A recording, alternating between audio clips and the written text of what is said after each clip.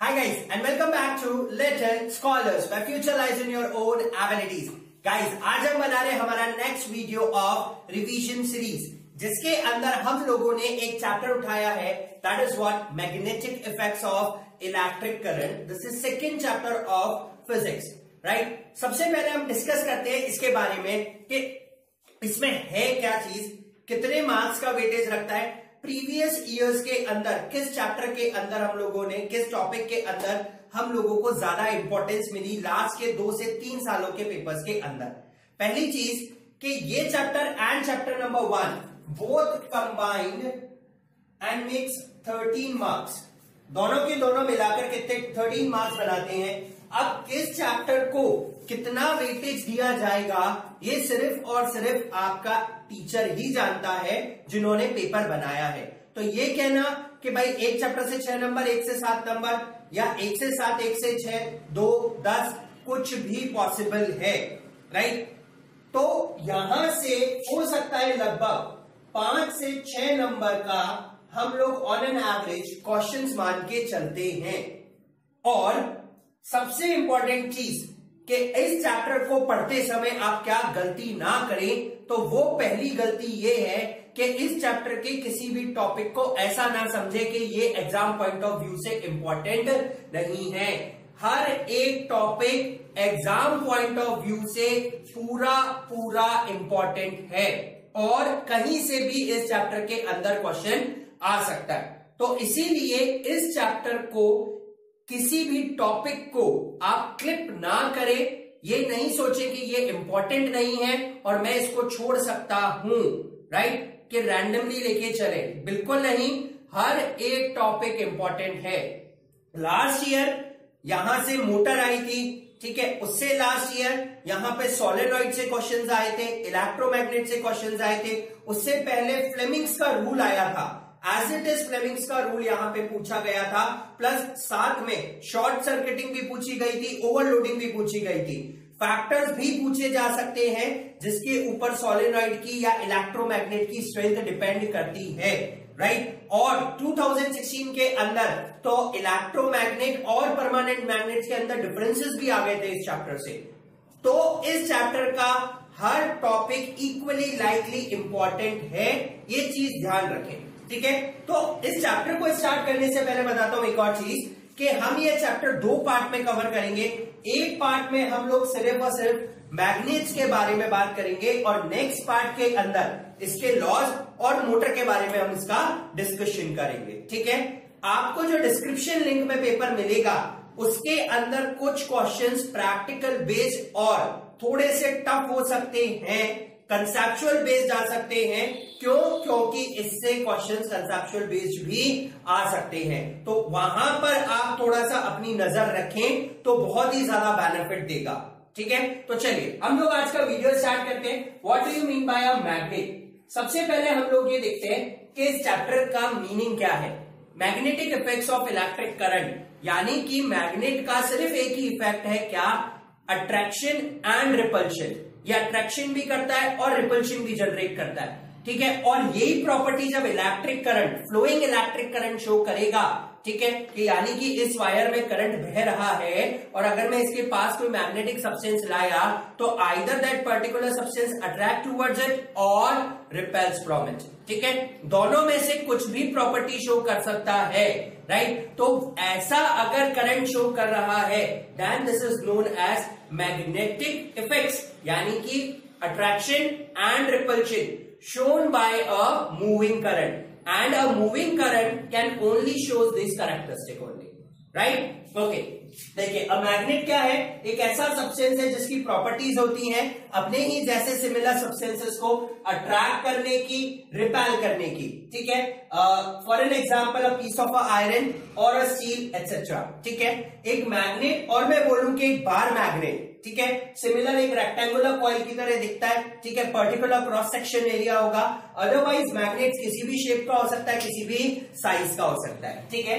अब मैग्नेट के 2 पोल्स होते हैं, एक एंड नॉर्थ पोल एंड एक एंड जो है साउथ पोल. अगर आप एक मैग्नेट को, आपको पता करना है कि कौन सा पोल है, एक मैग्नेट को फ्रीली सस्पेंड कीजिए, वो ऑटोमेटिकली अर्थ के नॉर्थ पोल की तरफ टिल्ट हो जाएगा, उसका नॉर्थ पोल, ठीक है, तो north pole means towards the north of the earth and south pole means towards the south of the earth. ठीक है, अगर मैं दो मैग्नेट लेके आऊं तो उसकी कुछ प्रॉपर्टीज होती है। प्रॉपर्टी नंबर 1, लाइक पोल्स जो होते हैं they always repel each other and unlike poles is always attract each other. ये काम करते हैं। ठीक है, they are always attractive in nature. अगर आप पॉजिटिव स्ट्रेंथ लाओगे वो एडअप होके और बड़ा हो जाएगा, और अगर पॉजिटिव नेगेटिव स्ट्रेंथ ले आए सब्ट्रैक्ट होके छोटा हो जाएगा। ठीक है, magnet can show both properties, attraction as well as repulsion with the help of their poles.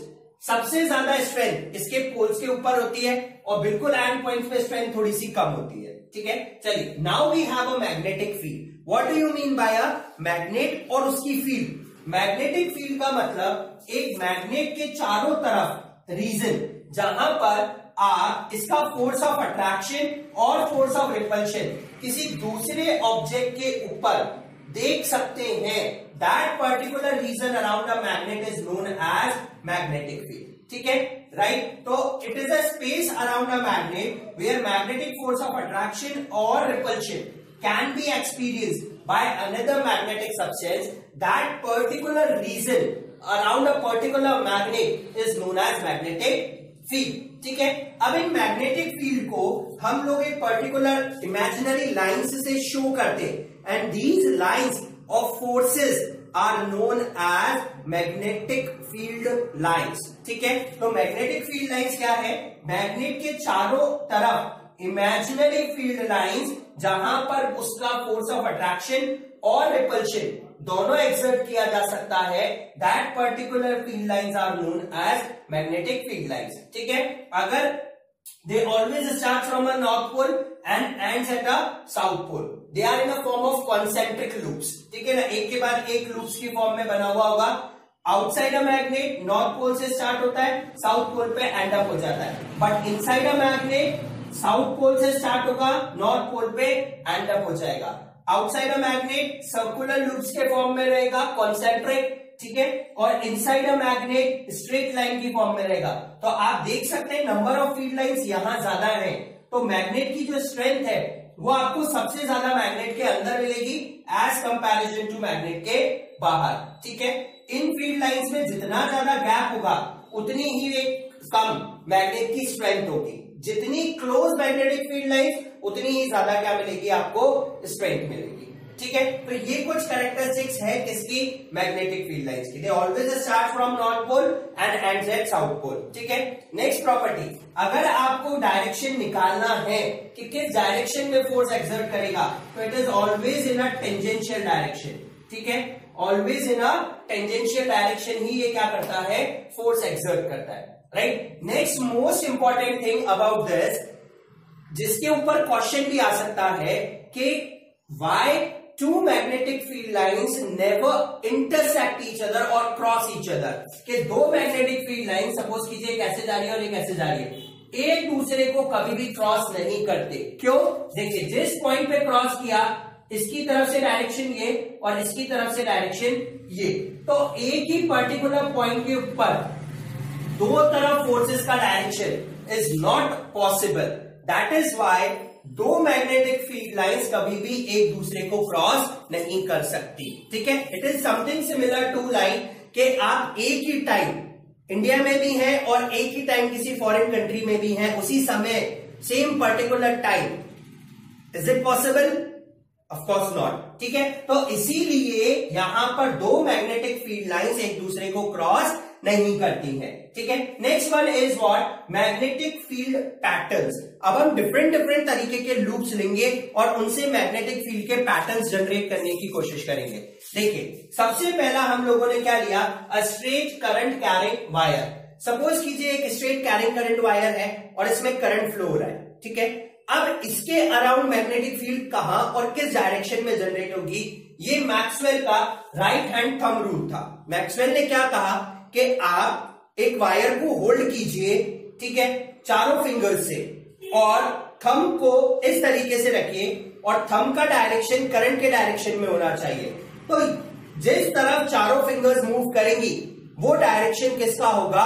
Current का डायरेक्शन होगा। तो हम देख सकते हैं कि यहां पर थंब का डायरेक्शन अपवर्ड डायरेक्शन में और magnetic field lines anti clockwise direction में क्या कर रही है, मूव कर रही है।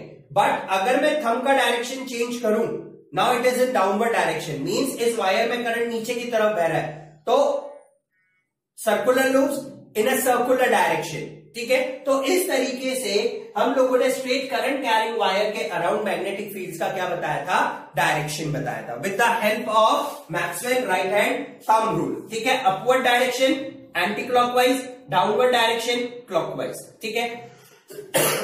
अच्छा, वन थिंग कि अगर मैं एक स्ट्रेट वायर लेता हूं तो इसकी स्ट्रेंथ इतनी ज्यादा नहीं होती, तो आप इसके थ्रू मैग्नेटिक इफेक्ट्स को भी इतना ज्यादा नहीं देख सकते, ठीक है, क्योंकि इससे जो मैग्नेटिक फील्ड की स्ट्रेंथ जनरेट होगी वो कंपैरेटिवली वीक होगी, right. Next one is what we have circular loops. मैंने इस वायर को क्या कर दिया, बेंड कर दिया, ठीक है। तो जैसे हमने इस वायर को बेंड किया तो देखिए हमारे पास ये वायर हो गया। अब इस पॉइंट से भी मैग्नेटिक फील्ड जनरेट हो रही है और इस पॉइंट से भी मैग्नेटिक फील्ड क्या हो रही है, जनरेट हो रही है, ठीक है।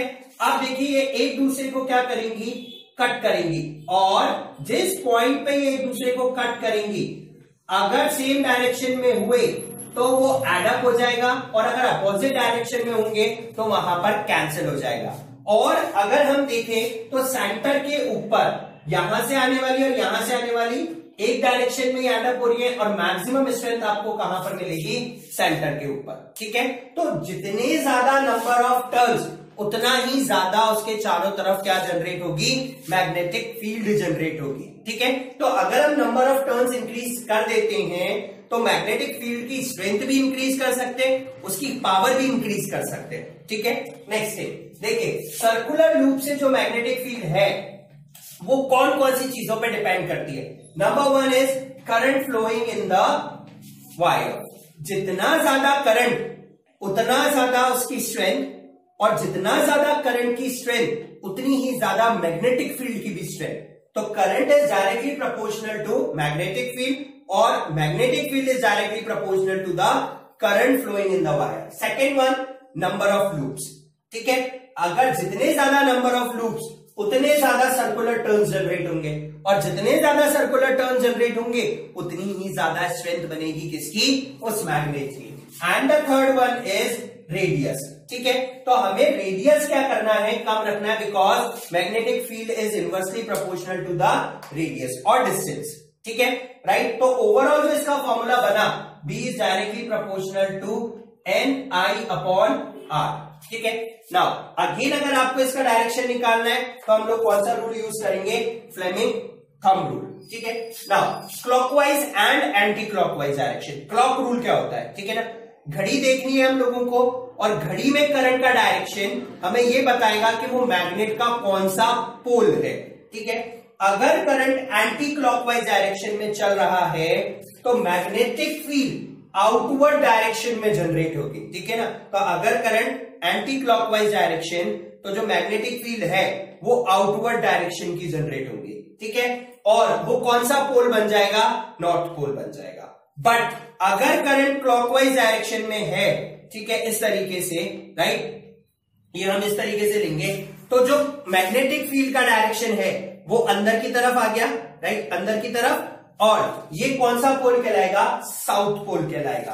तो आप इस पर्टिकुलर रूल को इंपॉर्टेंट मार्क कर लें, क्योंकि यहां से एक कंसेप्चुअल क्वेश्चन जनरेट हो सकता है। वो आपको ऐसे देख सकते हैं कि करंट एंटी क्लॉकवाइज डायरेक्शन में है, मैग्नेटिक फील्ड किस तरफ मूव करेंगी, और ये कौन सा पोल हो सकता है मैग्नेट का, ठीक है। इस तरीके से क्वेश्चन जनरेट किया जा सकता है। प्लस वो ऐसे भी बोल सकते हैं कि अगर हमने उसका डायरेक्शन चेंज किया तो अब आपको क्या चेंजेस नोटिसेबल होंगे, राइट। चलिए, next one is what we have solenoid, ठीक है। सोलेनॉइड क्या होता है, देखिए, सोलेनॉइड के अंदर हम लोगों ने एक लॉन्ग आयरन रॉड लिया है, ठीक है, और उस आयरन रॉड के ऊपर हम लोगों ने हेलिक्स की फॉर्म में क्या लगा दिया है, एक वायर को वाउंड कर दिया, insulated copper wire in a form of helix, ठीक है। और अब हम क्या करेंगे, इसको एक्सटर्नल सप्लाई से क्या कर देते हैं, कनेक्ट कर देते हैं, ये हमने इसको एक्सटर्नल सप्लाई से क्या कर दिया, कनेक्ट कर दिया। तो अब जो हमारे पास आउटपुट डिवाइस जनरेट हुआ है, this is known as solenoid.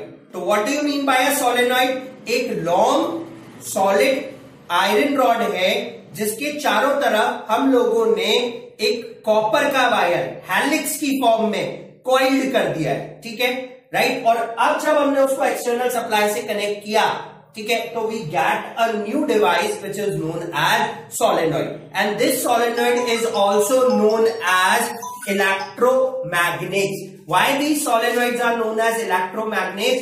Because हम किसी भी पॉइंट के ऊपर करंट का डायरेक्शन चेंज करके सोलेनॉइड का, सॉलिड का और उस पर्टिकुलर मैग्नेट का पोल्स चेंज कर सकते हैं। सेकेंड थिंग, अगर हम करंट को कम कर दें तो यहां पर इस लूप से करंट की वैल्यू कम, तो मैग्नेटिक स्ट्रेंथ भी कैसी जनरेट होगी, कम जनरेट होगी। अगर करंट की वैल्यू ज्यादा, तो मैग्नेटिक की स्ट्रेंथ भी क्या जनरेट होगी, ज्यादा जनरेट होगी। यानी कि बाय चेंजिंग और altering the value of current, we can change the magnetic strength of this particular device. That is why they are known as electromagnets. That in the presence of electric field, कोई भी substance, ठीक है, जिसके अंदर magnetic की properties को induce किया जा सकता है, वो मैग्नेट की तरह बिहेव कर रहा है, और जैसे ही वहां से इलेक्ट्रिक करंट की सप्लाई बंद करी गई, वो मैग्नेट की तरह बिहेव करना क्या कर देगा, बंद कर देगा। It means they are controlled magnets, जिसका हम किसी भी पॉइंट पे करंट, मैग्नीट्यूड, पोल्स, सारी चीजें क्या कर सकते हैं, चेंज कर सकते हैं। And once the current is switched off, ये मैग्नेट की तरह बिहेव करना क्या कर देगा, बंद कर देगा। तो what is solenoid? A long coil of insulated wire wound on a rod in a form of helix. It is an electromagnet which generates a controlled magnetic field by controlling the value of the current. Right? Now, magnetic field lines of a solenoid. सबसे पहली चीज, हम जो solenoid बनाते हैं वो basically soft iron का बनाते हैं, क्योंकि सॉफ्ट आयरन एक ऐसा मटेरियल है, और इलेक्ट्रोमैग्नेट्स भी हम सॉफ्ट आयरन की बनाते हैं, बिकॉज एक सॉफ्ट आयरन एक ऐसा मटेरियल है जिसके अंदर जैसे ही करंट की सप्लाई बंद करी गई, वो सारी की सारी मैग्नेटिक प्रॉपर्टीज को लूज कर देता है, ठीक है, राइट, और उसमें कुछ भी मैग्नेटिक प्रॉपर्टी नहीं रहती और नॉर्मली बिहेव करता है। बट अगर उसकी जगह में स्टील यूज करूं, तो करंट बंद करने के ऊपर भी वो अभी भी मैग्नेटिक प्रॉपर्टीज को शो करेगा, एंड फोर्स ऑफ अट्रैक्शन और रिपल्शन किसी भी ऑब्जेक्ट के ऊपर लगाएगा। That is why we are using soft iron cores instead of steel. ठीक है। Next thing is magnetic field lines of a solenoid. एक सोलेनॉइड सिमिलरली एक मैग्नेट की तरह बिहेव करता है, और उसकी मैग्नेटिक फील्ड लाइंस भी बिल्कुल इसी तरीके की होती हैं, ठीक है। Outside a bar magnet concentric loops north pole से स्टार्ट होंगे, साउथ पोल पे एंड अप हो जाएंगे। Inside a bar magnet south to north, और they are parallel to each other, ठीक है। तो इसीलिए आपको जो सबसे ज्यादा स्ट्रेंथ मिलेगी वो मैग्नेट की कहां पे मिलेगी, सोलेनॉइड के अंदर। सोलेनॉइड के बाहर स्ट्रेंथ कम है, बट सोलेनॉइड के अंदर मैक्सिमम स्ट्रेंथ है, और हर पॉइंट पे जो सोलेनॉइड की स्ट्रेंथ है वो सेम रहेगी इनसाइड अ सोलेनॉइड, ठीक है, right. Now the factors on which the strength of a solenoid depends. Number one is B is directly proportional to I. आप करंट की वैल्यू बढ़ाइए, ऑटोमेटिकली मैग्नेटिक स्ट्रेंथ बढ़ेगी। क्यों? क्योंकि यहां पर जब करंट ज्यादा फ्लो होगा तो ये लूप ज्यादा जनरेट करेगा। तो देखिए नंबर ऑफ लूप से भी कितना ज्यादा फर्क पड़ रहा है, ये एडअप हो रहा है हर पॉइंट पे। सिमिलरली इस पॉइंट पे भी ये सब एडअप होंगे एक दूसरे से, तो ऑटोमेटिकली मैग्नेटिक स्ट्रेंथ जो है वो काफी ज्यादा क्या हो जाएगी, इंक्रीज। अगर आप करंट का डायरेक्शन चेंज कर देंगे तो मैग्नेट का नॉर्थ पोल साउथ पोल और साउथ पोल नॉर्थ पोल भी बन जाएगा, ठीक है। पोल्स ऑल्टर कर देता है, चेंज कर लेता है। Next, number of turns. Greater the number of turns, greater the strength of a magnetic field. Third one is what, air gap और लेंथ, ठीक है। अगर ये एयर गैप ज्यादा है तो यहां पर मैग्नेटिक फील्ड की स्ट्रेंथ क्या हो जाएगी, कम। तो जितना ज्यादा क्लोज मैग्नेटिक फील्ड लाइन, उतनी ज्यादा उसकी क्या बनेगी, स्ट्रेंथ बनेगी, ठीक है। Next one is electromagnet. हम लोग डिस्कस कर चुके हैं what actually is the electromagnet. Magnetic field lines भी सेम है, प्रॉपर्टीज भी सेम है और फैक्टर्स भी सेम है। ठीक है, इसका सबसे अच्छा एग्जांपल है मैग्लेव ट्रेन। ठीक है, राइट, जो कि जापान में चलती है, जो सिर्फ और सिर्फ किसके ऊपर वर्क करती है, मैग्नेटिक फील्ड, मैग्नेटिक प्रॉपर्टीज, ठीक है, और इसी कंसेप्ट के ऊपर, इलेक्ट्रोमैग्नेट के कंसेप्ट के ऊपर वर्क करती है। ठीक है, now what is permanent magnet? Permanent magnet एक ऐसा मैग्नेट है जिसके अंदर हम कुछ भी चेंजेस को जनरेट नहीं कर सकते। That particular magnet is known as permanent magnet. हम किसी भी पॉइंट पर उसकी स्ट्रेंथ चेंज नहीं कर सकते, पोलैरिटी चेंज नहीं कर सकते, और वो हमेशा एक मैग्नेट की तरह ही बिहेव करेगा। करंट पास हो रहा है या नहीं हो रहा है उसको कोई भी मतलब नहीं है। ठीक है, तो गाइज ये हुआ हम लोगों का क्या, half chapter of what, magnetic effects of electric current. ठीक है, palm rule, left hand rule, right hand rule, और जो कि हमारे डिवाइसेस हैं, ये हम नेक्स्ट वीडियो के अंदर डिस्कस करेंगे। इस वीडियो के लिए इतना ही। कल फिर आपसे मुलाकात होगी इसी समय, इसी चैप्टर के साथ। किसके साथ? कुछ इंपॉर्टेंट टॉपिक्स और उनको किस तरीके से इजी किया जा सकता है। ठीक है guys, till then guys keep on watching Little Scholars and stay tuned with us. Like, subscribe और शेयर करना नहीं भूलिए। Thank you.